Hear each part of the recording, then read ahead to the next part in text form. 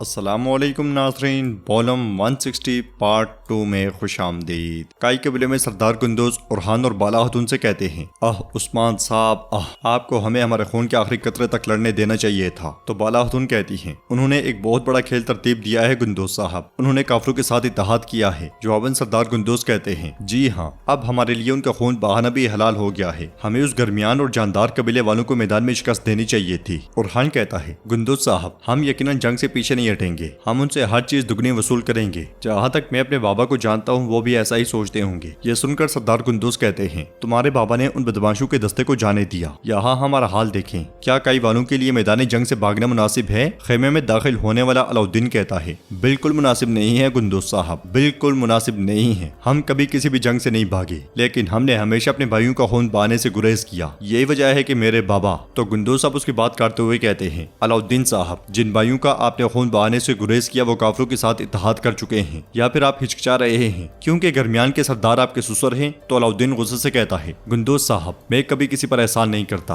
वो चाहे मेरे ससुर ही क्यों ना हो, मैं उनकी भी तरफदारी नहीं करूंगा, ये जान लें। सरदार कुंदुज बाला हतून से कहते हैं, मैं अपने कबीले जा रहा हूँ, उस्मान साहब को बता दीजिएगा। ये कहते साथ ही सरदार कुंदुज गुस्से में चले जाते हैं और उरहान अलाउद्दीन से कहता है, अलाउद्दीन, तुम अब भी कुंदुज साहब को पुरस्कून करने के बजाय उन्हें जवाब दे रहे हो। तो अलाउद्दीन आगे बढ़ते हुए कहता है, क्या आपने सुना नहीं कि वो क्या कह रहे थे भाई? उन्होंने मुझ पर याकूब साहब की हिफाजत का इल्जाम लगाया, मुझे जवाब देना पड़ा। उरहान कहता है, मैंने सुना कि कुंदुज साहब ने क्या कहा, ताहम मैंने वो भी सुना जो तुमने कुंदुज साहब को पहले कहा था। तुम्हें कुंदुज साहब की नाराजगी का सबब पता है? बताओ, मुझे पता है ना। तुमने सिपाहियों के सामने कबीले के एक सरदार के साथ बदतमीजी की। ये देखकर बाला हतून आगे बढ़ती हैं और कहती हैं, बेटो पुरस्कून रहो। अलाउद्दीन, तुम्हारा भाई ठीक कह रहा है, हाल ही में जो कुछ हुआ कुंदुज साहब उस पर गुस्सा है। क्या ऐसे वक्त में उन्हें खिलाफ करना ठीक है? तुम्हें अभी उनके साथ सुलह करनी होगी। जवाब में अलाउद्दीन कहता है, ठीक है माँ, हम कल बहुत सा सामान बेचेंगे, ये बाबा का हुक्म है। फिर उरहान कहता है, हम अलाउद्दीन के साथ उलझाई के पास जाएंगे, उस कुत्ते से बात करने का वक्त आ गया है। अलाउद्दीन मजीद कहता है, बाबा उसके लिए को लेने का मंसूबा बना रहे हैं। ये सुनकर बाला हतून कहती हैं, ताहम कुंदुज साहब को इसका इल्म नहीं है। हाँ? उरहान कहता है, हुजूर कुंदुज साहब के साथ जंग के मैदान में लड़ाई से खुश नहीं थे। बाला हतून कहती है, ऐसा लगता है कि कल हमारे पास एक और नया किला होगा। हाँ?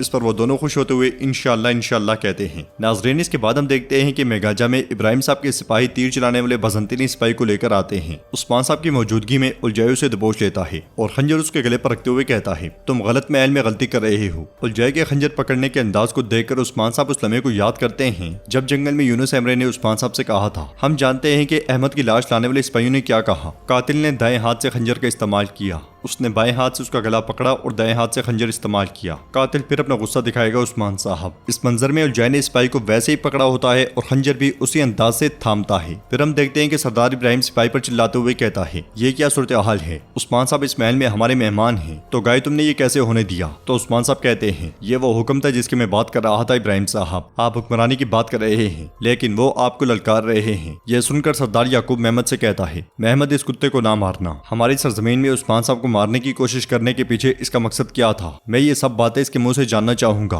महमद के कहने पर सिपाही उसे ले जाते हैं और सरदार इब्राहिम कहता है, सब अपनी नजरें महल के तमाम सिपाहियों पर रखें, अगर दोबारा ऐसा हमला हुआ तो तुम इसकी कीमत चुकाओगे तो गाई। फिर उस्मान साहब से कहता है, मेरे तमाम सिपाही मेरे हुक्म के मातहत हैं, इस हमले को इस्तेमाल करने की कोशिश ना करें। फिर तो गाय कहता है, आज मैंने जो कुछ किया इसके बाद मुझे उम्मीद है कि उस्मान साहब मुझे माफ कर देंगे। उस्मान साहब सरदार इब्राहिम से कहते हैं, आपके सिपाही रवैयात के पासदार हैं, लेकिन हम देखेंगे कि क्या आप रवैयात के वफादार हैं या नहीं। सरदार याकूब कहता है, जो अल्फाज हम कहते हैं वही हुक्म है उस्मान साहब, चले अंदर चलें। यह सुनते साथ ही उस्मान साहब उनके साथ किले की जानिब चल पड़ते हैं और महमद कहता है, मैं जाकर उस कुत्ते से बात करूंगा। सबके जाने के बाद जेर कुत्ते तुगाई से कहता है, क्या तुम हमेशा गलत रास्ते पर चलते रहोगे? तो तुगाई कहता है, सिर्फ तुम्हारा रास्ता ही सही रास्ता है। हाँ? जवाबन जेर कुत्ते कहता है, ये रास्ता हक का रास्ता है, ये रास्ता हमारा रास्ता नहीं है, लेकिन कम अज कम हम काफिरों के किले की हिफाजत तो नहीं कर रहे। यह सुनकर तुगाई कहता है, जेर कुत्ते साहब, हम बगैर खून बहाए किले फतह कर रहे हैं। तो जेर कुत्ते हंसते हुए कहता है, हमने बहुत सी जमीनें फतह की हैं भाई, ये फतह गजा की आग को रोक रही है। जिस जगह सुलेबी घूम रहे हूँ मैं वैसी जगह को अपना वतन नहीं कह सकता।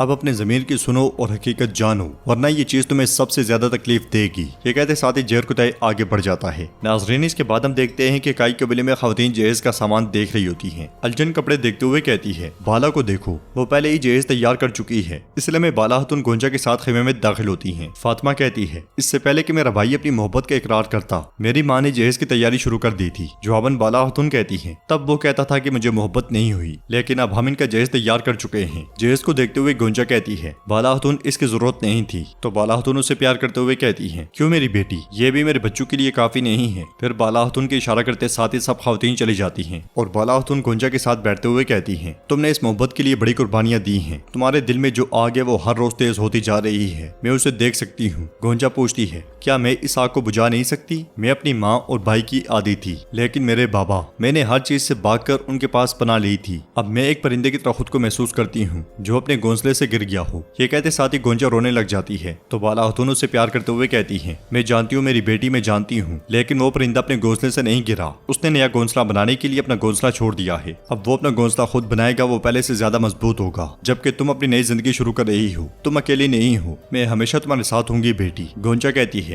आप तब भी मेरे साथ थी जब मेरी माँ मेरे साथ नहीं थी, लेकिन आप थी। अब अगर आप इजाजत दें तो मैं आपको माँ कहना चाहती हूँ। बाला खातून मुस्कुराते हुए कहती है, क्या कोई कभी अपनी माँ से माँ कहने की इजाजत मांगता है? यह सुनकर गोंजा बहुत खुश होती है और उनके हाथ का बोसा लेती है। फिर कहती है, मैं शुक्रगुजार हूँ, मैं शुक्रगुजार हूँ कि आप अलाउद्दीन की माँ हैं। शुक्र है आप हमारी माँ हैं, बाला माँ। ये कहते साथ वो फिर से बाला खातून से लिपट जाती है। अगले मंजर में मलका खातून आंद्रा के साथ काई के बले में दाखिल होती है और आगे बढ़ते हुए आंद्रा से कहती है, तुम समझ गई ना, आज रात तुम इसे गोंजा और अलाउद्दीन के कमरे में रखोगी। उनकी हर सांस उन्हें कदम ब कदम मौत के करीब ले जाएगी। यह सुनते साथ ही आंद्रा अपने पास कुछ छुपा लेती है। उन्हें देखते हुए फातिमा होलोफेरा से कहती है, ये खातून फिर से यहाँ क्यों आई है? तो होलोफेरा कहती है, ये जाहिर है कि वो यहाँ किसी अच्छी चीज के लिए नहीं है। मेगाजा के लिए मैं उस्मान साहब जेरकुताई से कहते हैं। जेरकुताई में मेगाजा के बारे में तमाम मालूमात चाहता हूँ। दाखिली और खारजी रास्ते कहाँ हैं और कितने सिपाही हैं? कहाँ उन्होंने तीरंदाजों को खड़ा किया है? मुझे उन सब के बारे में आगाह करो। यह सुनकर जेरकुताई कहता है, मेरे हुजूर जो हुक्म, रात पड़ने पर मैं काम शुरू कर दूंगा। लेकिन मेरे हुजूर, मेरे तजस्सुस के लिए माजरत, हमने तमाम सिपाहियों को कबीले भेज दिया है। लगता है हम मुहासरा नहीं करेंगे। आपके दिमाग में क्या चल रहा है? तो उस्मान साहब कहते हैं, कौन मर्द है और कौन नहीं ये हम देखेंगे, हम इनका शिकार करेंगे। अभी वो हमें मुस्कुराकर देख रहे हैं, लेकिन मैं जानता हूँ कि हकीकत ऐसी नहीं है। इब्राहिम साहब और याकूब साहब को यहाँ तक कि अगर मालूम हो जाए कि अलाउद्दीन बेकसूर है,